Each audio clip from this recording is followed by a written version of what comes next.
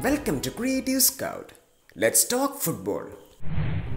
On January 23, 2014, Josep Maria Bartomeu became the president of FC Barcelona after a dramatic resignation of Sandro Rosell over alleged tax fraud in the signing of Neymar from Santos. Barcelona looked like a mess at the end of 2013-14, a trophyless season under Gerard Martino after the retirement of Carlos Puyol, with Victor Valdés leaving the club as well. Bartomeu made his first big decision at the club by bringing in Luis Enrique as manager to replace the departing Martino.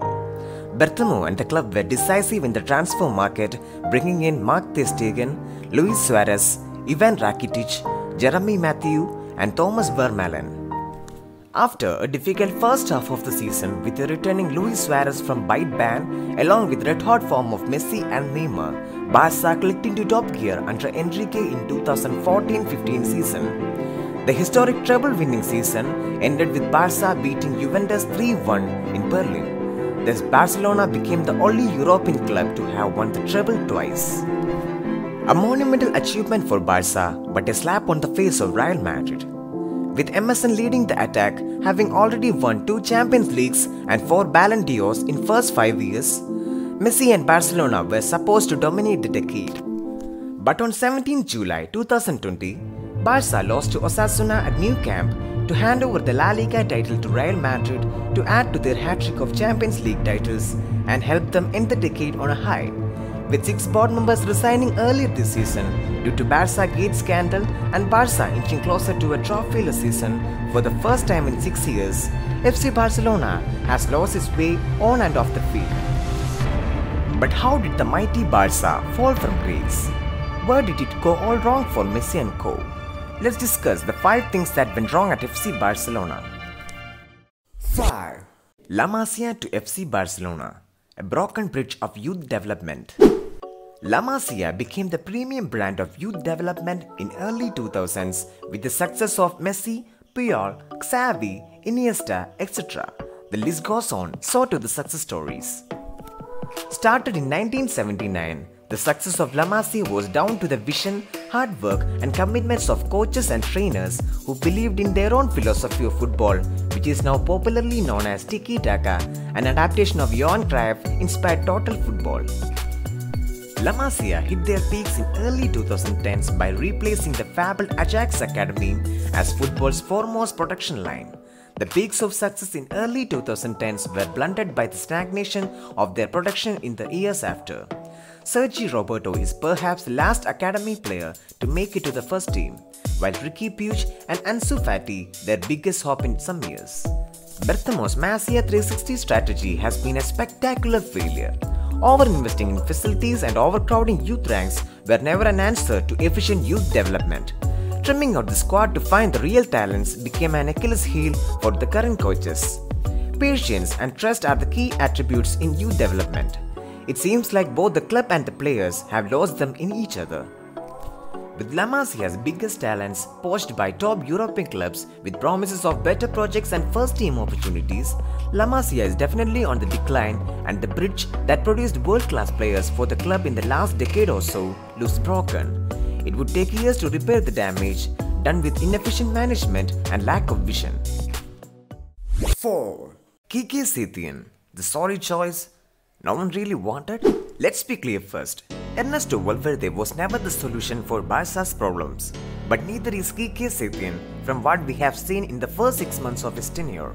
Humiliated by Roma and Liverpool in the knockout stages of 2 consecutive seasons of Champions League, the board had all the time in the summer to find the perfect solution to their managerial trouble. But they gave Valverde a benefit of doubt to let him off the hook and showed impatience at the wrong time to sack him and drag Barca to a mess bigger than before. Lionel Messi's public spat with sporting director Eric Abidal meant players and management didn't agree with each other on the managerial change. A desperate attempt to please the fans and players backfired when Xavi snubbed the chance to return to Barca.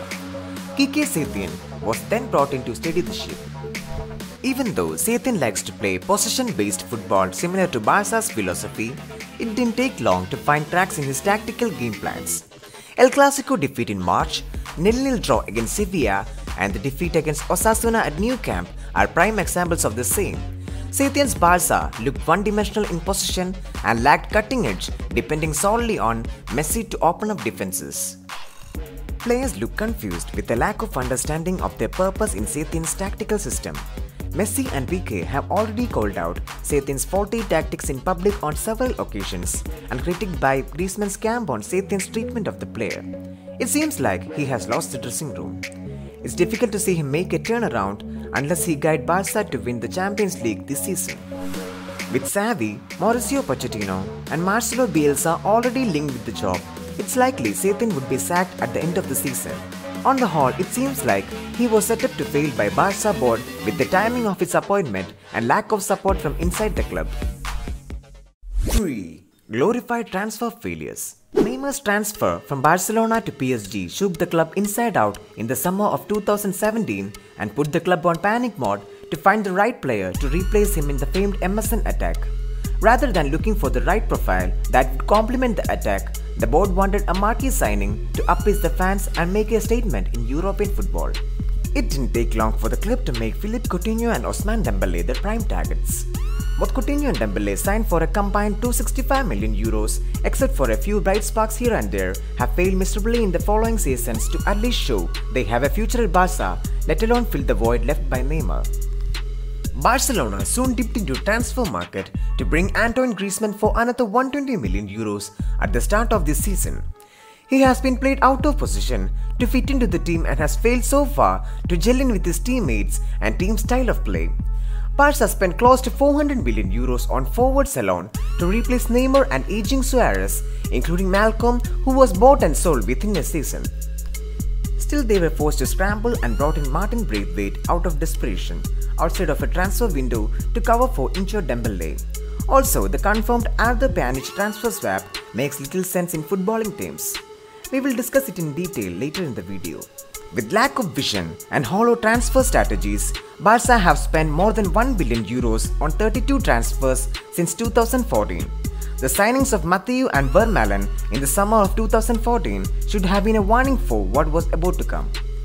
Not one of the 32 have yet to establish themselves as a key player and justify their exorbitant transfer fee, with Barca's squad looking old and weak, overly relying on Messi to bail them out time and again. The decision makers at the club have failed the club, its key players and the fans. 2. Financial turmoil and the fall of the mighty. On paper, the financial might of FC Barcelona looks strong or even stronger than before after leapfrogging their arch-rivals Real Madrid as football's biggest earner at the top of the annual Deloitte Football Money League for 2018-19. A 22% increase in revenue from previous year, which equals to €840.8 million. But that is all what Barcelona is right now. A footballing financial superpower on paper. Don't get me wrong, FC Barcelona as a club and a brand are generating enough revenue to keep them as a financial superpower in football. It's the mismanagement of the generated revenue that have put them in a position of financial instability and their supposed struggles to make the ends meet. Reckless spending of millions in transfers and the huge wage bill of the club, biggest in world football, are the main reasons for their precarious financial situation. According to Mania in 2018, the gross debt of Barcelona had reached an insane €888 million, while their net debt stood at €504 million with an outstanding debt of €236 million owed to them.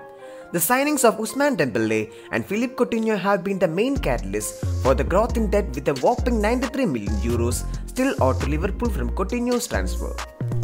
The first team squad earns a yearly average of €11 million per player, and the percentage of players' salary relative to their revenue generated equals to 69%, which is dangerously high at any level. It may well be the reason the club had a public spat with the players for a 70% pay cut during the lockdown period. On top of that, coronavirus has definitely made a significant impact on their revenue streams, with almost €200 million wiped out already. Lack of fans in the stadium, closed club museum, and fan shops have definitely contributed to the same. With almost half the squad put on sale in a desperate attempt to tally their books, it may well explain the controversial Arthur Pjanic transfer swap. Registered separately as two different deals, Barcelona could enter the reported €80 million fee for Arthur directly into their books as income received, while the reported €70 million paid for Pjanic could be split over the contract period of the player by the principle of players' amortization. Also, Arthur was signed by Barcelona for €30 million and he signed a 6-year contract. So the annual player amortization fee is €5 million. Arthur is leaving after 2 years with Barca. So by subtracting Arthur's remaining non-amortized fee, that is €20 million, Barcelona earns a book value profit of €60 million. A simple enough trick to make their accounts look healthy, at least on paper. So to be straight, Barcelona will need to make millions out of thin air to continue their madcap spending to overhaul their aging squad this summer. 1. Who's the boss? Messi always had the supreme power of command at Barcelona ever since he established himself in world football. Even as he basked in greater glories, he always kept his emotions in check but made his presence felt as and when the club needed him the most. For the first time in his career, Messi took a break from his quiet manner to call out the club's failings to the public. It shook the very foundation of FC Barcelona. It started with a public response to Eric Abidal, who questioned players' work rate and commitment leading up to Valverde's sacking. From that moment on, what we saw was an ugly phase of power struggle inside the club. When the board enforced a 70% wage cuts on the players during lockdown period without proper discussions, the tensions between them raised to a different level. Messi pointed his finger to the board about the news leaks to the media. Lack of effort from the board to bring Neymar back to the club first strained the relationship between Messi and Bartomeu. Barca Gate scandal then made a significant dent on the same. It was reported that the club had hired a PR firm to not only boost the image of Bartomeu and his fellow board members, but also to sully the reputation of their perceived rivals, including Messi.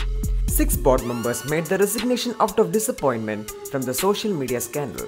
Messi is not a political animal, but he is using his power to demonstrate his lack of confidence in the president.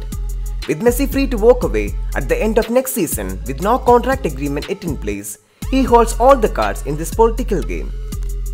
The decision makers at FC Barcelona like Bartomeu, Abidal and Quique Setién are hanging by a thread at the club.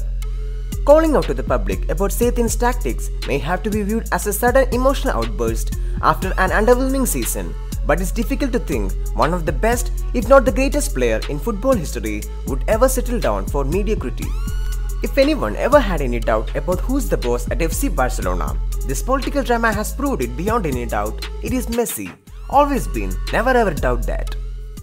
In short, the crisis at FC Barcelona was never born out of a single season of disappointment, rather a culmination of a decade of mismanagement at the highest level. Barcelona's renowned talent production line, La Masia, is definitely leaking from the sides with the flow to the first team stagnated. With the likes of Federico Valverde, Martin Odegaard, Vinicius Jr., Rodrigo, Takefusa Kubo and Rainier, Real Madrid do have a core group of talents to build their future around, while Barcelona is stuck with their aging squad even after years of madcap spending. Now discounting the potential additions of Pedri, Gustavo Maya and Francisco Trincao, Barca do have a lot of ground to cover in youth development. Barca's philosophy has been found wanting in recent years in search for short-term fixes and glories. Patience and loyalty are key virtues but rarely found in football. But Barcelona desperately needs someone to steady the ship, rejuvenate Barca's brand of football and build the squad with a vision of challenging for titles in years to come.